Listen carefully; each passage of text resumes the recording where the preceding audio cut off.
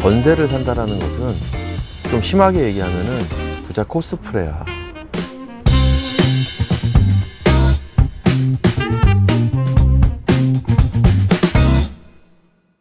엊그제 친구들을 만나서 같이 점심을 먹으면서 친구들하고 얘기를 했는데 한 친구가 우연히 집 얘기를 좀 꺼냈어.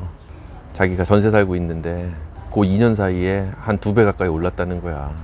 생전 안 해봤던 전세자금 대출이라는 걸 받아보고, 그러고서는 이제 다른 동네는 어떠냐고 또 다른 친구한테 물어보고, 다른 친구는 그런 얘기를 하는 거지.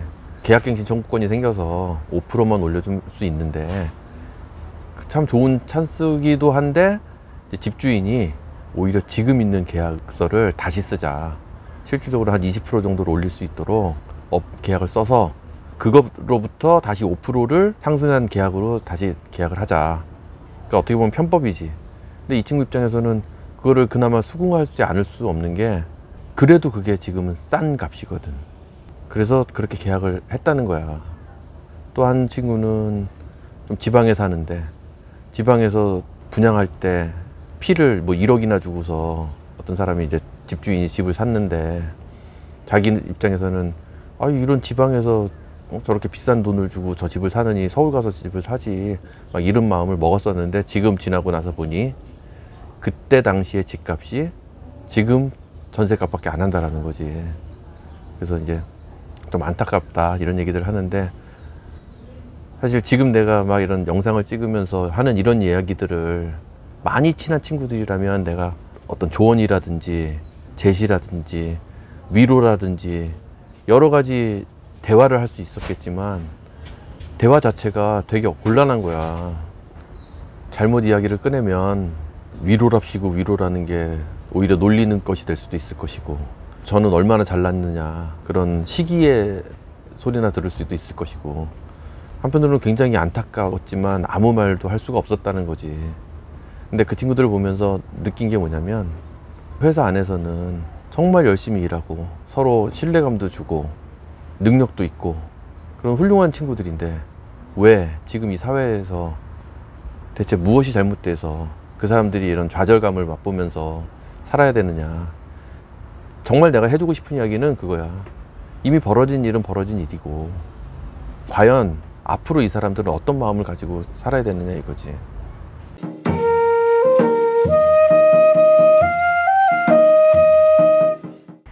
전세를 산다라는 것은 좀 심하게 얘기하면은 부자 코스프레야.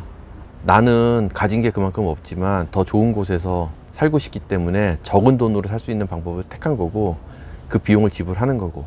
근데 문제는 뭐냐면 미래가 불확실하다는 거지.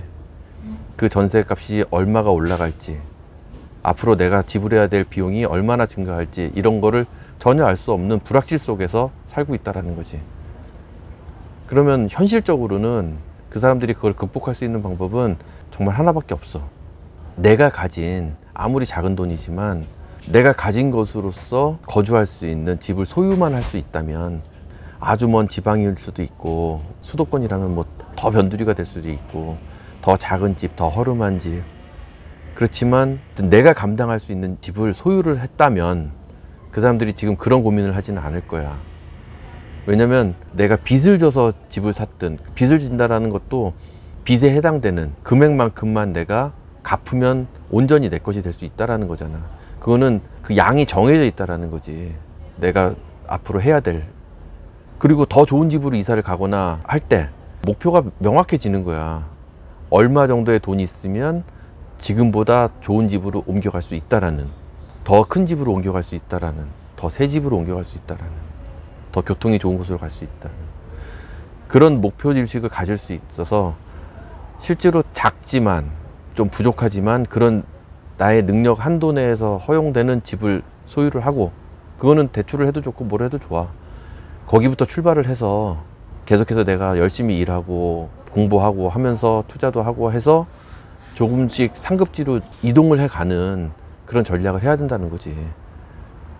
지금은 이런 사람들은 할 수 있는 게 그냥 정치에 대한 비판, 아니면 가진 자에 대한 비판, 시기, 시샘밖에 없다라는 거지. 지금 이런 게 좀 안타까운 거고. 그러면 이런 시국의 끝은 진짜 어디일까? 이건 결코 다른 사람을 짓밟고 일어서자는 말은 아니야. 다만 내가 짓밟히지는 말자라는 거야. 그럼 내가 짓밟히지 않으려면은 내 스스로가 나를 컨트롤할 수 있어야 돼. 근데 지금 다른 집에서 이 가격을 컨트롤할 수 없는 데다가 나를 맡기고 있다는 것은 다른 데다 나를 맡기고 있는 거랑 같은 상황이라는 거지. 그래서 나의 재력과 이런 것으로 컨트롤 될 수 있는 나의 것을 가지고 거기서부터 출발해서 계속해서 나 스스로를 세워나가자는 거지. 예전에 우리 TV 프로그램 중에 그런 거 있었지.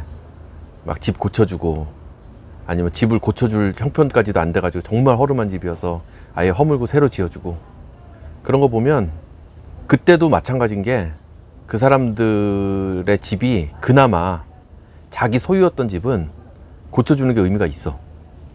근데 기껏 고쳐주고 새로 지어주고 했더니 그게 새를 사는 집이었어.